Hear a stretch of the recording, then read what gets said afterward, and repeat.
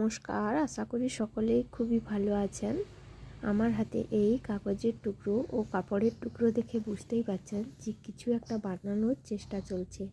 তবে কি সেটা দেখার জন্য পুরো ভিডিওটা আপনাদের দেখতে হবে। আর এখানে আর একটা কথা বলে রাখি যে আমার পুরো ভিডিওটা করা সম্ভব হয়নি, তার কারণ একা হাতে ভিডিও এবং একা হাতে কাজ দুটো কিন্তু একসঙ্গে সম্ভব নয়। তাই যতটুকু পেরেছি মাঝে মধ্যে একটু ভিডিও করেছি আর মাঝে মধ্যে অল্প একটু কাজ করেছি।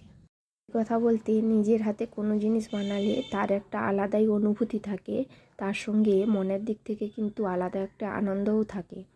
তো এই পুরো হারটি আমার কমপ্লিট হয়েছে। আর এটা কীরকম হয়েছে তোমরা কিন্তু অবশ্যই জানিও।